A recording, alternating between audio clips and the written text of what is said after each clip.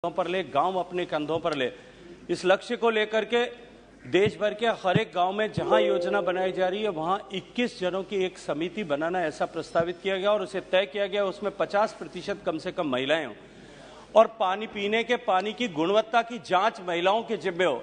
उनको न केवल ट्रेन किया, अभी तो उनको फील्ड टेस्टिंग किट्स भी दिए ताकि वो पानी की गुणवत्ता की जांच भी कर सकें और इस भरोसे के साथ में अपने परिवारजनों और परिजनों को पीने का पानी पिला सकें और उपयोग में ले सकें कि वो किसी भी तरह के से उनके स्वास्थ्य पर प्रतिकूल असर नहीं डालेगा। मुझे लगता है कि इसमें कहीं भी जो है ट्रेनिंग के बाद में कहीं रोजगार या ऐसा कोई विषय नहीं है। ये उनकी जिम्मेदारी, वो अपने स्टेट्स जो है असेट्स की और अपने लिए बनाए गए इंफ्रास्ट्रक्चर की जिम्मेदारी लें। इस तरह का भाव इसके पीछे। क्वेश्चन नंबर 22 श्री जगन्नाथ सरकार। माननीय मंत्री जी, आप जगन्नाथ सरकार क्वेश्चन पूछो। क्वेश्चन नंबर बोलो। क्वेश्चन नंबर 22 माननीय मंत्री जी। उत्तर सभा पटल पे रखा गया। माननीय सदस्य वो मेरा जो क्षेत्र है नवद्वीप स्वयं भगवान श्री कृष्ण चैतन्य रूप से अवतार हुआ, इसलिए बहुत महत्वपूर्ण क्षेत्र है। और अभी क्या है, इस वहाँ एम्स हो रहा है और विश्व का सबसे बड़ा मंदिर बन रहा है, इसलिए वो जो विमान परिसेवा के लिए गवर्नमेंट के तरफ क्या स्थिति है, क्या प्लानिंग है, ये मैं जानना चाहता हूँ। माननीय मंत्री जी।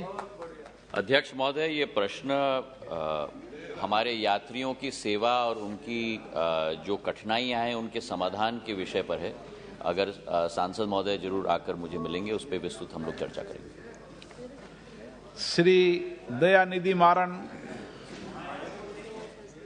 Thank you, sir. Thank you for giving me an opportunity. Sir, the minister has been very active, and my question pertains to his question that redressing of the complaints received by the passengers. Sir, post-COVID, the air traffic has increased incredibly, and throughout India, every in-city airport is now jam-packed at the peak times. I've been seeing the statements given by the minister to address the problem, but do understand that it's a daily ongoing process, and every day passengers are queuing up just to clear the security part of it, and sometimes passengers are missing their flights because of the traffic. So this is quite concern for all of us, because no steps have been taken. Because you had the COVID time where you could have expanded your security process or expand the area base, but nothing has been done, especially the peak traffic, sir. And the second part of the question, sir, I would like to know, when will you go inaugurate new Chennai terminal, which is nearly ready, so which is very important to us. Thank you, sir. Sir, the learned member, I would like to add, the question is on customer service and the Air Seva portal. However, the learned member has raised two extremely pertinent and important queries. One is related to the resurgence of traffic in the area of civil aviation. We have, as we are all aware, gone through one of the most turbulent times in civil aviation across the world during COVID, where all planes were stranded on the ground. It's probably one of the industries that was the most worst affected. And suffice to say, because of the policies of the government as well as the desire of customers to travel, we have experienced today a V-shaped recovery. I'd also like to report to this House that pre-COVID in 2019, the highest number of travelers per day experienced in India in its history was roughly about 4.07 lakh.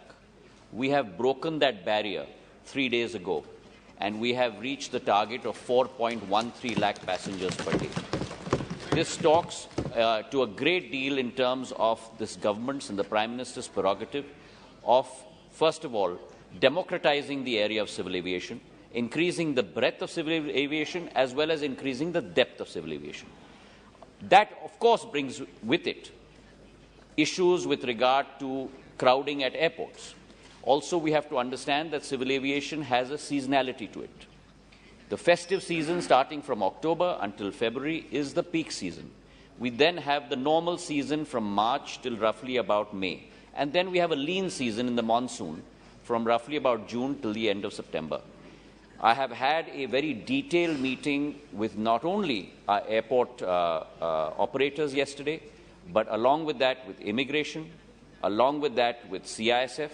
And what I have requested them is that we must put in a plan in terms of peak hour planning for arrivals and departures, not based upon just an airport's capability of runway takeoff and landings, but on the whole process capability, right from when our passenger enters the airport to when he goes in for security check, to when he goes in for a baggage drop-off, and then goes to the gate.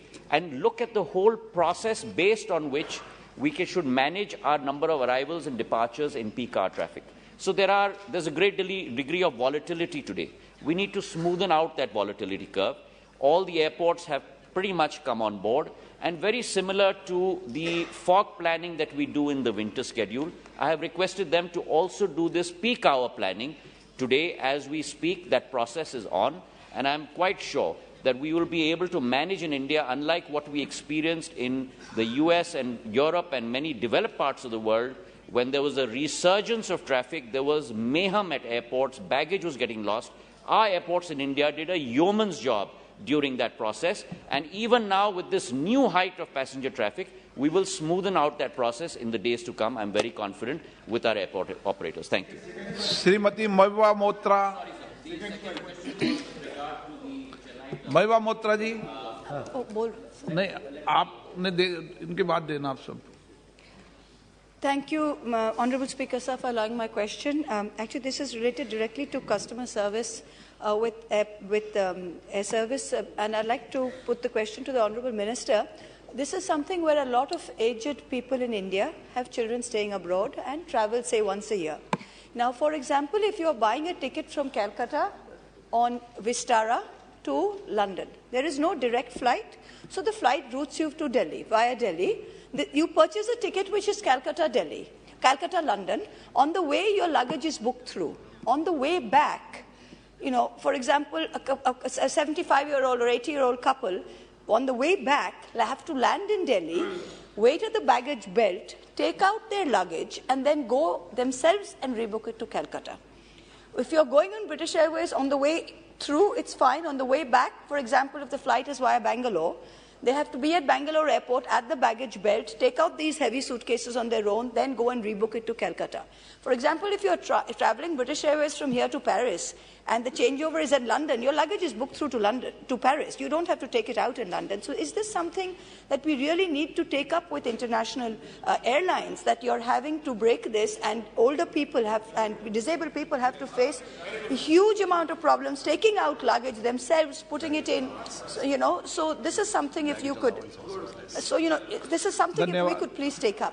Thank you, sir. एक minute मंत्री जी, मेरा इतना ऐसा आग्रह है कि मैं सब सदस्यों को बोलने का मौका देता हूं, पर कई माननीय सदस्य ट्विटर में बहुत जल्दी लिखते हैं कि स्पीकर बोलने का मौका नहीं देता.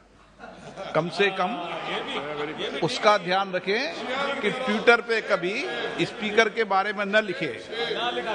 अच्छा होगा. माननीय मंत्री जी. माननीय मंत्री जी. Sir, I think that the member has put forward a very valuable suggestion. We will certainly look into that matter. For us, our elderly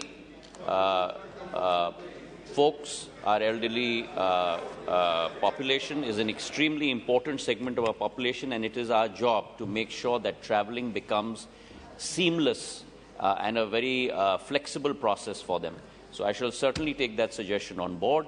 As far as Mr. Baranji's question, which remained unanswered, which is the B part of his question, let me commit to him that we have a very, very aggressive expansion plan for the current Chennai terminal. We are spending almost 2,895 crores for that expansion plan, and the probable date of completion is somewhere in 2024. As soon as that gets done, we will certainly inaugurate it. Along with that, let me also suggest to him and request him that we would like to build a greenfield airport in Chennai as well. There is a new site that has been co-located between the state government as well as the central government. 4 sites had been offered. We've focused on one, which is Parandur. TIDCO had sent their proposal for site clearance to us. We have reverted to them with comments last month. If you can hasten up that process, it will help us very much. Shri Shashi Tharoor ji.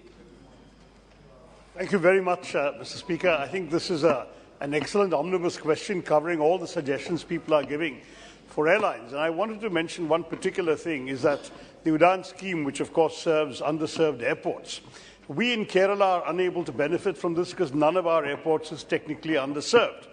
But there are routes that are underserved or not even served at all. A question is coming up about Coimbatore a little later this morning.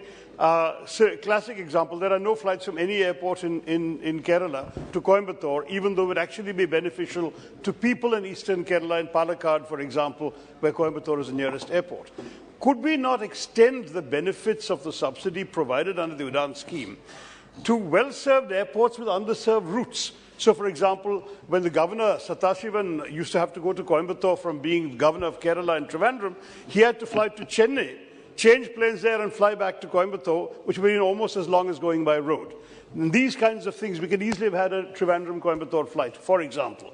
Or indeed routes within Kerala, from Trivandrum up via Cochin, Kozhikode up to Kannur, 4 international airports, which don't benefit at the moment from any UDAN connectivity or subsidy. Thank you, Mr. Speaker. So I thank the honourable member for his question on UDAN, which again is not related to the core question, but I'm more than happy to answer that. It is our prerogative under the Prime Minister's leadership, as I mentioned, to both broaden as well as deepen civil aviation in India. Now, if we are to do that, we need to take the call.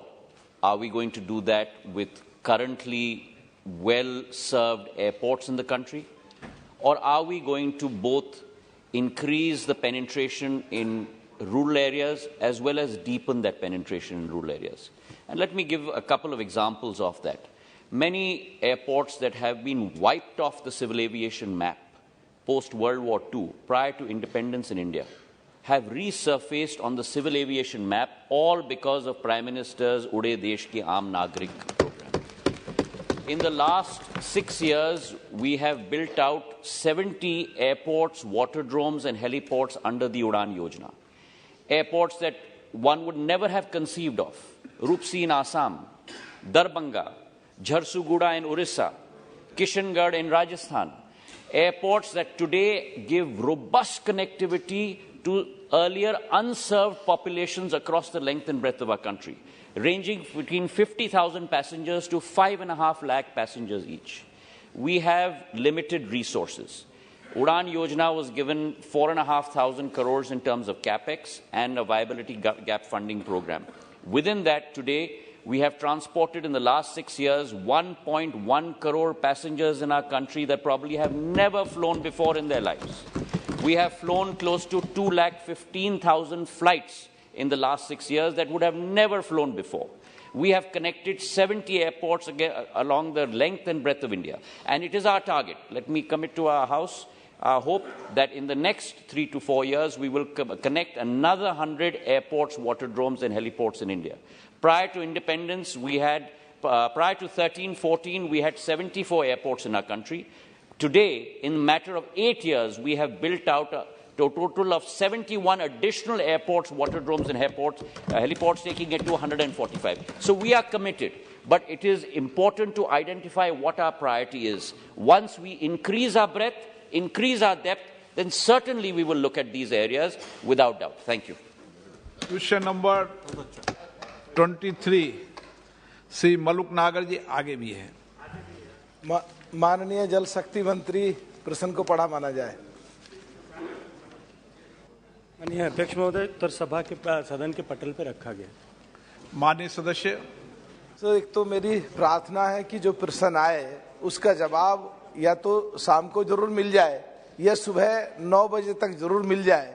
11:15 बजे तक जवाब नहीं मिला, यहाँ आके जवाब लेना पड़ा है और 3 पेज का जवाब है.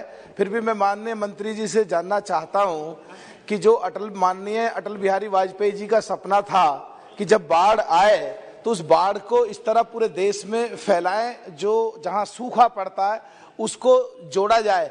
क्या कोई ऐसी योजना चालू है?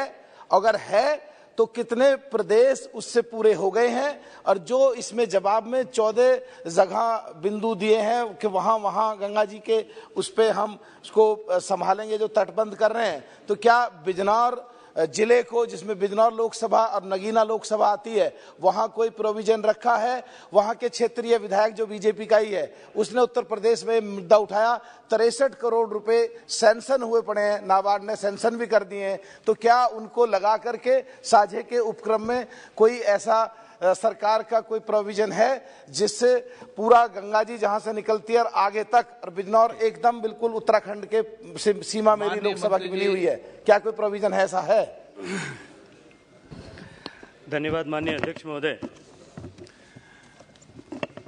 भारत में विशाल देश होने के नाते भारत में दो तरह के विषय रहते हैं कि एक तो पानी जो बरसात से आता है, एक तरफ पूर्वोत्तर भारत में 11,000 मिलीमीटर बरसात होती है और जिस क्षेत्र में से मैं आता हूँ वहाँ 100 मिलीमीटर बरसात भी नहीं होती है।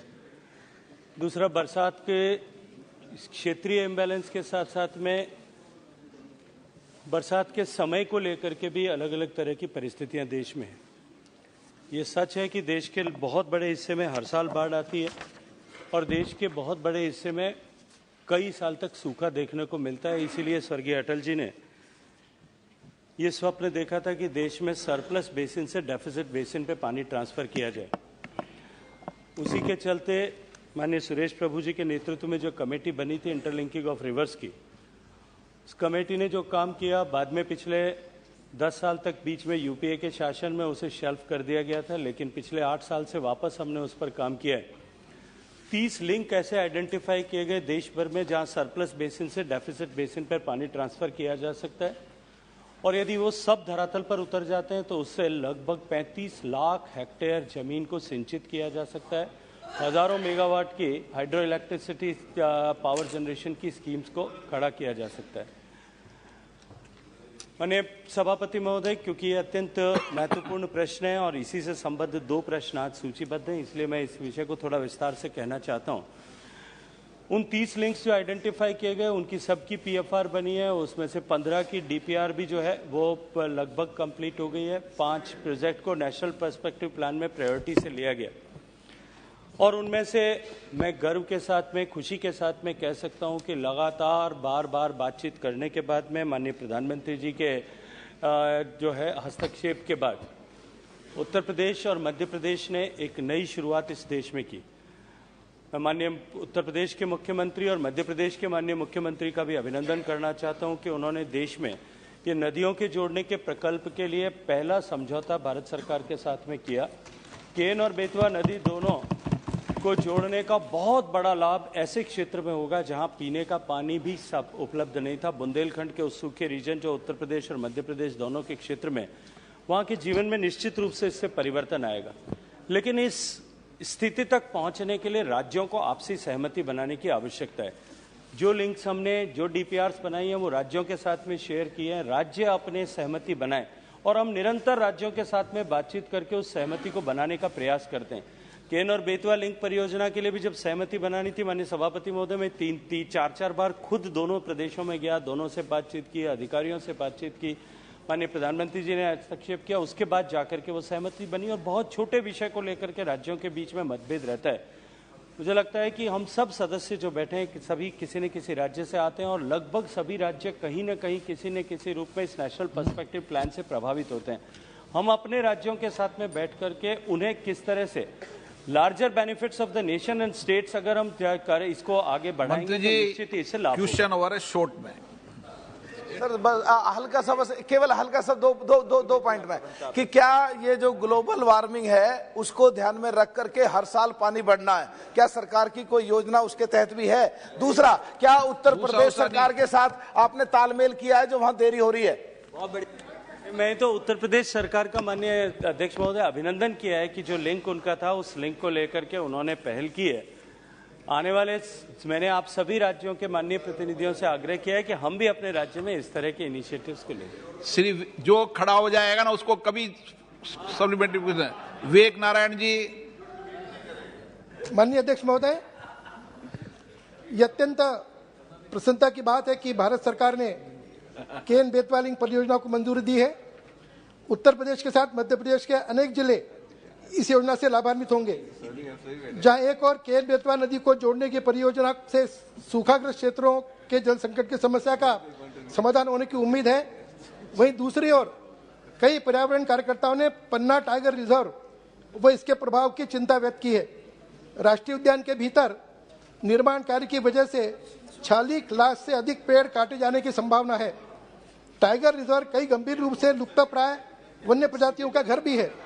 इसके अलावा इस योजना के विकास से दोंदन बांध के तहत लगभग 6000 हेक्टेयर वन भूमि के जलमग्न होने का खतरा भी है। मैं सरकार से जानना चाहूंगा कि सरकार इन मुद्दों से निपटने व पर्यावरण को कम से कम क्षति पहुंचे, इस हेतु क्या उपाय योजना करेगी? माननीय अध्यक्ष महोदय, किसी भी बांध की परियोजना को बनाने से पहले environment clearance, wildlife clearance, इन सब की अध्ययन भी होता है, उसका क्लियरेंस भी लिया जाता है। हमने जो केनर बेतवा परियोजना के लिए जो दौधन बांध बनाया जाना है, उसमें जो भूमि पन्ना टाइगर रिजर्व की सबमर्ज होने वाली है, उसका कंपनसेशन जो तय मानक है उनके अनुरूप उससे भी अधिक कंपनसेशन देने का प्रोविजन ऑलरेडी इसमें किया और राज्य सरकार इस पर बहुत तेज गति के साथ काम कर रही है। श्री नामा Nageshwar Rao ji. Thank you honourable speaker साहब, ये ड्राउट का और फ्लड का ये दोनों इशू जो है ना कंट्री के लिए बहुत इम्पोर्टेंट मुद्दा है। ऑनरेबल मिनिस्टर ने 3 पेजेस का फ्लड्स का बारे में जब क्वेश्चन पूछे तो 3 पेजेस का आंसर दिया है। उसमें सबसे ज्यादा जो है ना मोस्ट ऑफ द आंसर में जो कवर किया है उसमें रिवर लिंकिंग होने से ही ये इफेक्ट होगा बोल के बताया। पिछले 20 साल से जो है ना रिवर लिंकिंग का बारे में जो है ना हम लोगों का डिस्कशन चल रहा था। ये जो है ना सब मेनली जो है ना हम लोगों का कंट्री में फार्मर्स जो है ना अभी भी जो है ना 60% 70% जो है ना गांव में लोग रहता है। ये फ्लड्स एंड ड्राउट का वजह से जो है ना कंट्री में काफी कुछ जो है ना लोग जो है ना सफर कर रहा है। और अभी जो क्वेश्चन में आप रिवर लिंकिंग का बारे में काफी कुछ बताया, मगर उसका कोई टारगेटेड ये साल में हम ये करेगा, ये साल में ये करेगा, कोई टारगेटेड डेटा जो है ना नहीं दे पाया। दूसरा, हम लोग को जो है ना तेलंगाना बनने का पहले यही सिचुएशन था, पीने के लिए पानी नहीं था, सिंचाई के लिए पानी नहीं था। एक गोदावरी को हम लोग जो है ना लिफ्ट करके एक 600 मीटर जो है ना वाटर को हम लोग लिफ्ट किया। अबो 600 मीटर मतलब अबो 1/2 किलोमीटर जो है ना सब पूरा एंटायर नहीं सब उसी कनेक्टेड सब गोदावरी को जो है ना वेस्ट में जा रहा था, वो पानी को लिफ्ट करके पूरा जो है ना अभी एंटायर तेलंगाना में सिंचाई के लिए भी पीने के लिए भी पानी है और काफी कुछ जो है ना कंट्रोल किया। भाई स्पेसिफिक पॉइंट जो है ना मिनिस्टर से ये है, ये रिवर लिंकिंग का जो है ना कब होगा, कौन सा एक प्रोजेक्ट के बारे में ऑनरेबल मिनिस्टर ने बताया और बाकी जितना भी प्रोजेक्ट है उसका पढ़ने में उतना टाइम हमको नहीं मिलेगा, मगर उसका कोई टारगेटेड डेट है क्या, कब तक जो है ना रिवर लिंकिंग का कौन सा रिवर लिंकिंग होगा? Thank you. मैं माननीय सदस्य गणों से आग्रह करना चाहता हूं, निवेदन करना चाहता हूं, वरिष्ठ सदस्य ये प्रश्नकाल है,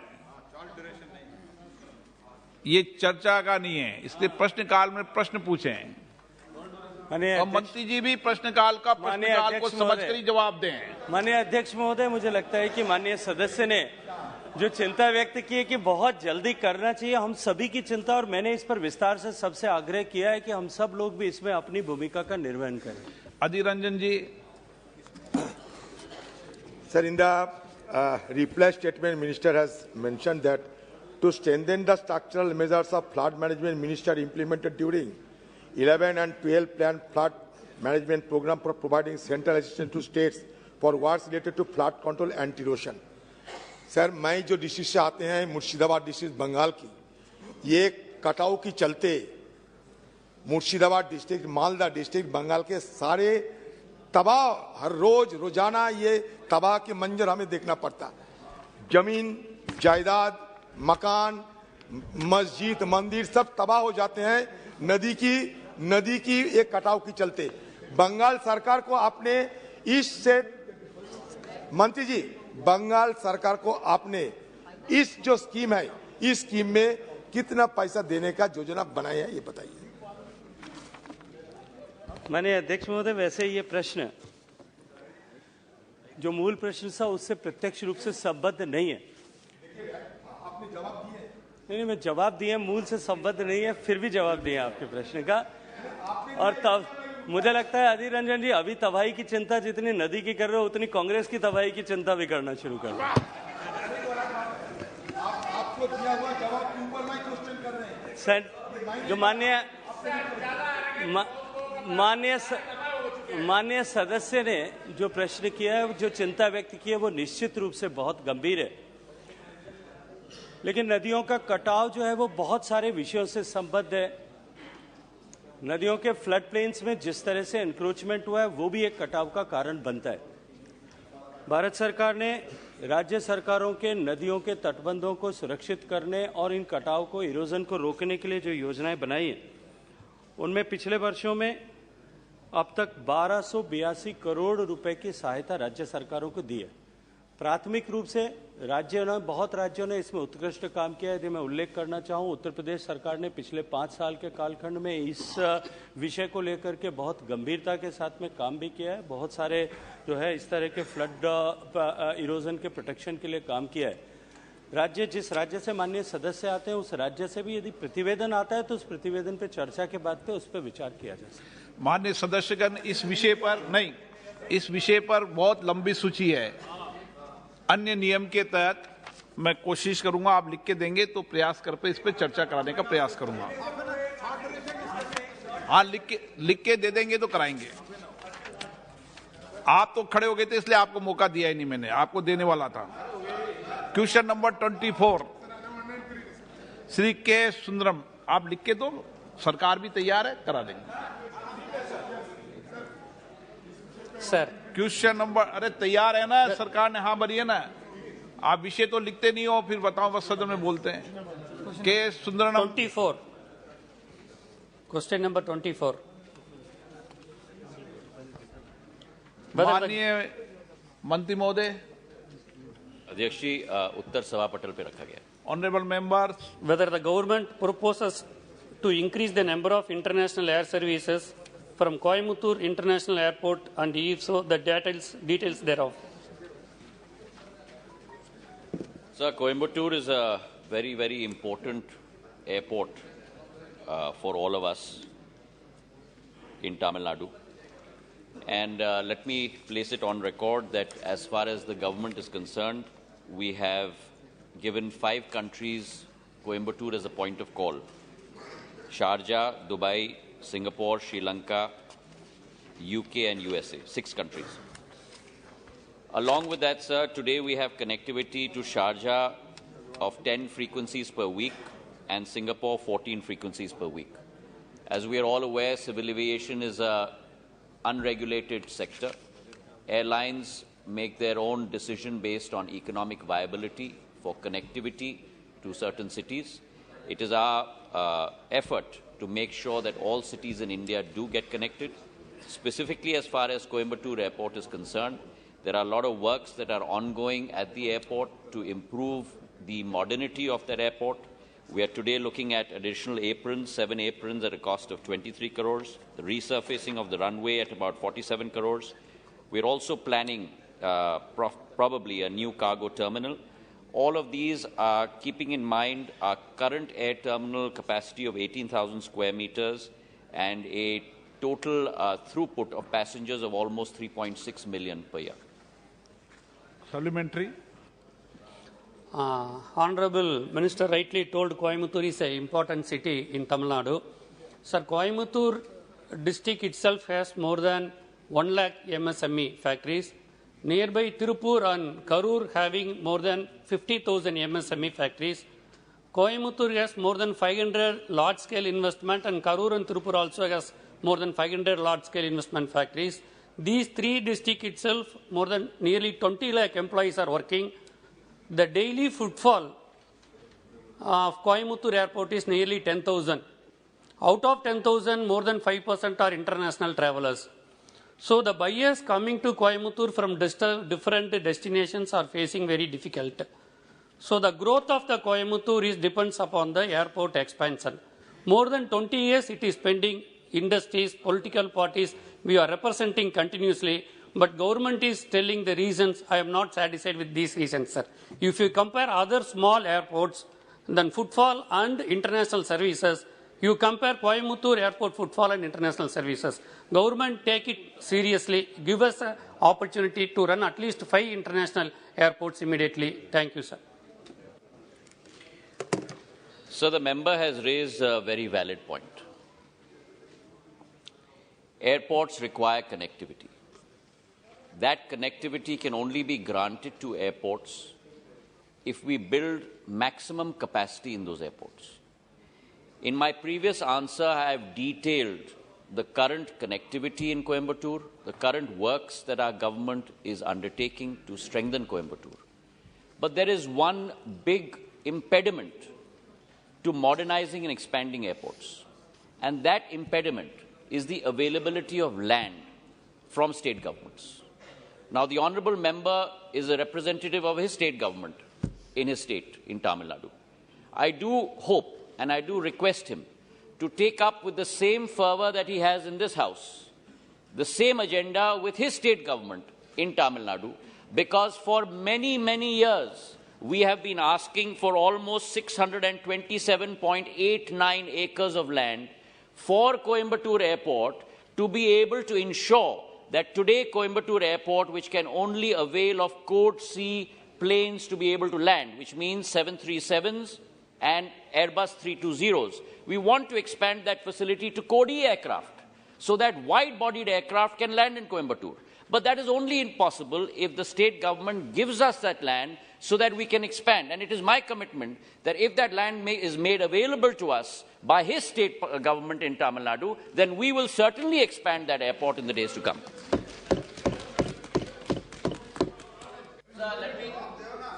Honourable Balu Sahab is a very, very senior member of this House, and please let me very respectfully respond to him. It is our effort to increase the runway length from the current 2,990 meters to 3,810 meters so that we can have Code E aircraft. We have represented to the state government many a time over many months and many years for this 627.89 acres of land to be handed over to us so that we are able to do that. If Balu Sahab uses it, sir, if I may kindly respond, sir, I have tried to, sir, if I, if I may be given protection of the House. Thank you, Speaker, sir. Through you, I'd like to ask the Honorable. एक minute Manickam जी के बाद Thank you, Speaker, sir. I'd like to ask through you, sir, the Honorable Minister regarding the Madurai Airport's international connectivity. Madurai is the temple city and the gateway to the south of Tamil Nadu. Madurai got its first international connectivity flight in 2012 in the Congress government. First to Colombo, then to Dubai. From 2014, Madurai got only a connectivity to Singapore. Will the Honorable Minister share the details whether there will be steps to connect Madurai with Kuala Lumpur, Muscat and UK? And will the Honorable Minister share the roadmap for the development of Madurai Airport? Thank you, sir. Sir, this question is on Coimbatore Airport. So first, please let me respond to Honorable Balu Sahab. नहीं, मैंने आपको बालू जी का जवाब देने के लिए नहीं कहा है क्योंकि बालू जी को मैंने बोलने के लिए अलाउ नहीं किया है. Thank you, sir. Sir, I have to. ये व्यवस्था का प्रश्न है. Sir, through you. Sir, allow करता बालू जी को. सर, आपके जरिए मुझे बालू जी को विनम्र पूर्वक कहना पड़ेगा कि मुझे उत्तर देने का मौका आपने नहीं दिया. पर जरूर अगर अलग से जरूर मुझे मिले तो मैं उत्तर जरूर दूंगा. I will certainly answer you if we meet separately outside the House. To answer my young friend's question, Manik Tagore-ji, and I must say that he is always very, very pursuant with regard to connectivity for Madurai. He has rightly mentioned that we have today 4 connectivities from Madurai to Colombo, Dubai, Singapore through SpiceJet and Air India Express. As we are all aware that this is a deregulated sector, airlines take their decision based on economic viability. But on his pursuance, if he and I meet outside the House, we will together try and speak with airlines to see what can be done. Pete Natarajan, Thank you, उनकी Speaker, Lok Sabha sir. है, P Natarajan साहब की. Thank you, Speaker, sir. Through you, if there is any financial assistance from the central government to the land acquisition, the completion for the land acquisition at Coimbatore Airport. Can you hear me, sir? Let me say this, that as far as development of airports are concerned, money for acquisition of land is not given by the central government. That has to be given by the state government to enable the central government to do the capital expenditure to build out those airports. As we are all aware today, airports no longer are very easy to build. They cost hundreds and thousands of crores, and that money is put in place from the central sector by Airports Authority of India and many private sector companies for the airports they're building out. Question number 25, Sri Arun Kumar Sagar.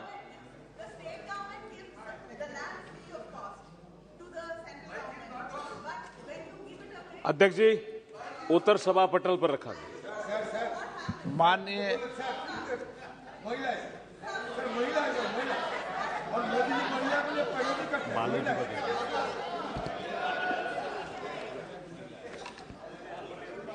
माननीय अध्यक्ष महोदय,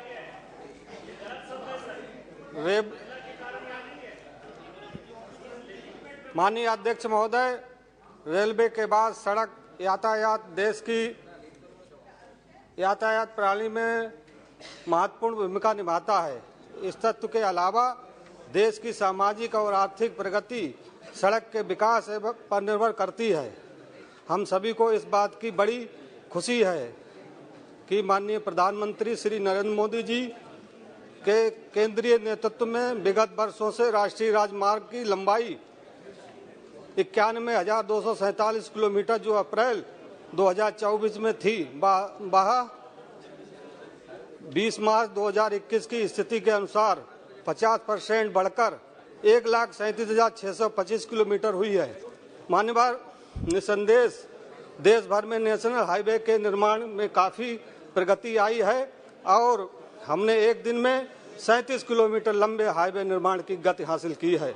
यह उपलब्धि एक second highway के निर्माण की गति हासिल की है। माननीय सदस्य, आप प्रश्न पूछिए। एक सेकंड सर। और दुनिया के किसी भी दूसरे देश में इसकी समानता नहीं है। कोविड-19 के महामारी के चलते हुए पैदा हुई मुश्किलों के बावजूद यह उपलब्धि हासिल करना बहुत उल्लेखनीय है। इसके लिए मैं माननीय प्रधानमंत्री जी, माननीय सड़क परिवहन मंत्री जी का हार्दिक अभिनंदन करता हूं और माननीय मंत्री जी से निवेदन करता हूं कि मेरे क्षेत्र, सांसदीय क्षेत्र में अंतर्राष्ट्रीय राजमार्ग का निर्माण चल रहा है और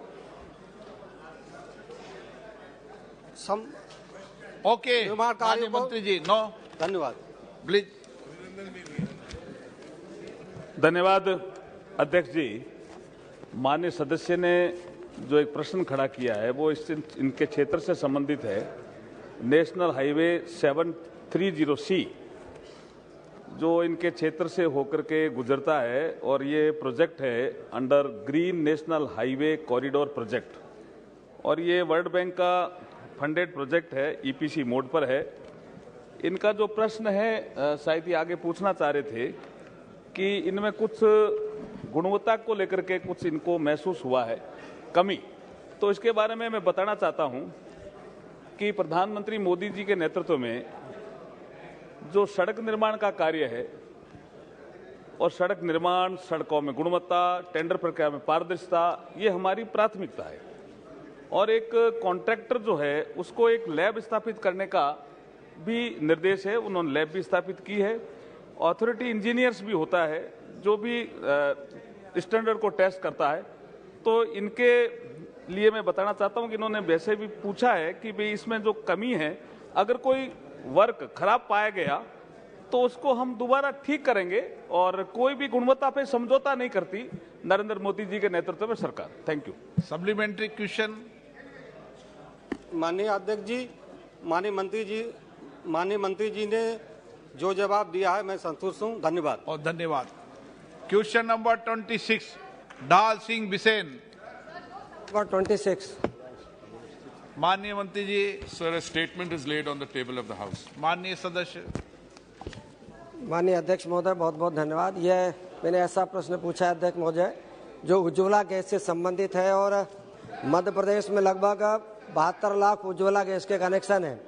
पर यह देखने में आ रहा है अध्यक्ष महोदय कि जिस उद्देश्य के साथ में हमारे देश के यशस्वी प्रधानमंत्री जी ने महिलाओं को गैस देने की चिंता की है, पर देखने में आ रहा है कि उसके रिफिलिंग बहुत कम है और उसकी रिफिलिंग नहीं होने के कारण से जो उद्देश्य है वो लगभग कहीं ना कहीं पूर्ति नहीं हो पा रही है।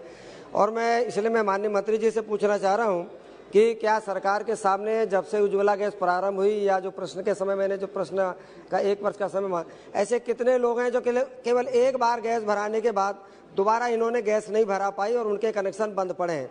और दूसरा, इसके कारण से जो शासन को जो फ्री गैस देने की योजना थी और रिफिलिंग नहीं करने के कारण से जो पेट्रोलियम विभाग को पैसा वापस नहीं मिल पाया, तो उससे लगभग हमारे पेट्रोलियम डिपार्टमेंट के हर एक उसको कितना लॉस हुआ और क्या इस दृष्टि से इसको पूरा करने के लिए रिफिलिंग के लिए क्या कोई जो सब्सिडी है उसको बढ़ाएंगे या रेट कम करेंगे? कृपया मंत्री महोदय बताने का कष्ट करेंगे। Mr. Speaker, sir, I would like to thank the honourable member for asking this question and for allowing me the opportunity to place some basic facts before this House. मुझे लगता है इस विषय पे शायद हम में से कईयों को थोड़ी जानकारी में कुछ कमी है। So the first and submission that I want to make before the House is that the number of LPG connections which stood at 14 crores in 2014 has gone up to 32.5 crores now.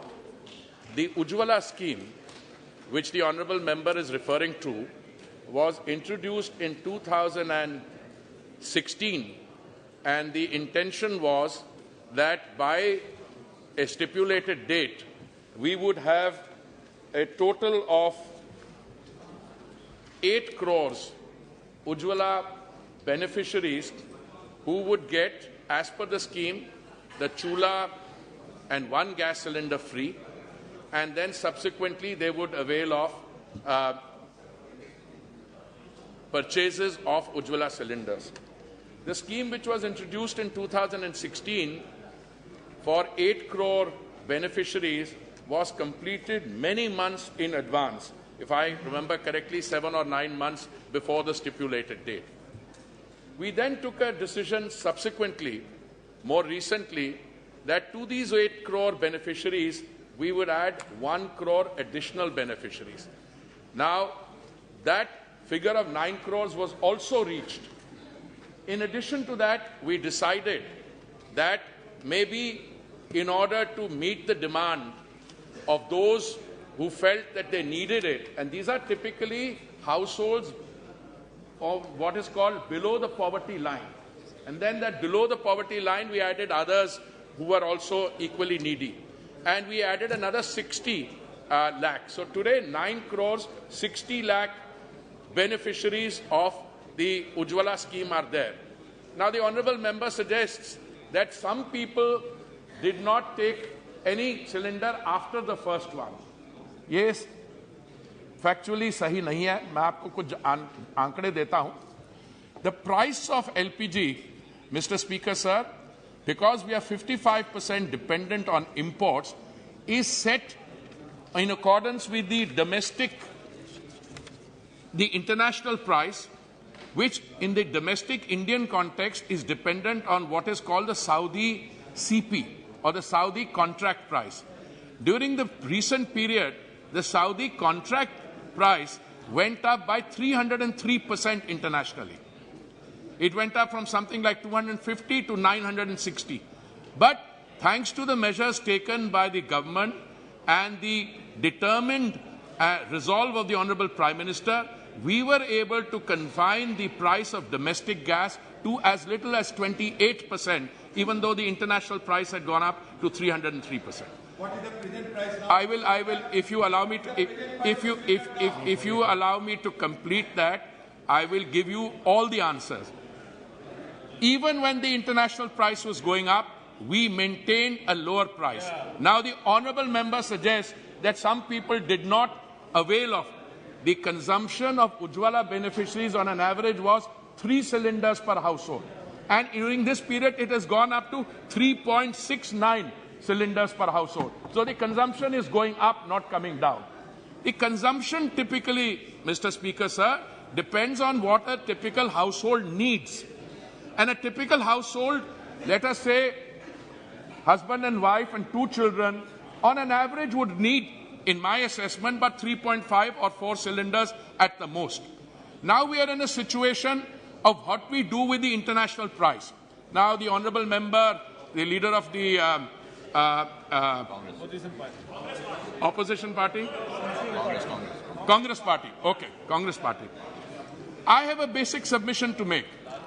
When during the course of the pandemic, when this government, led by the Honourable Prime Minister, was feeding 800 million people 3 meals of dry ration in a day, when we produced 212 or 220 crores overall of doses of free vaccine, which was distributed to people free.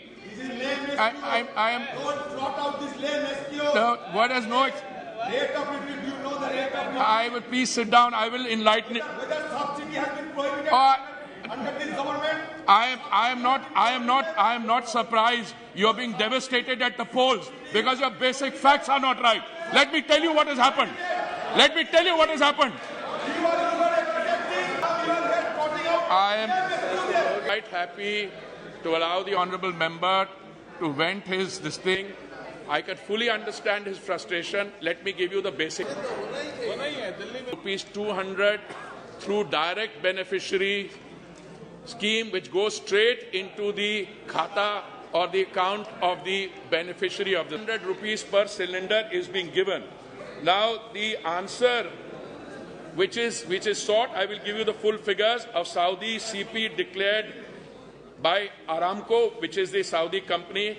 In April 2020, it was $236 per metric ton. In May 20, it was $340 per. Subsidy of this government has been prohibited to the poor people. Listen,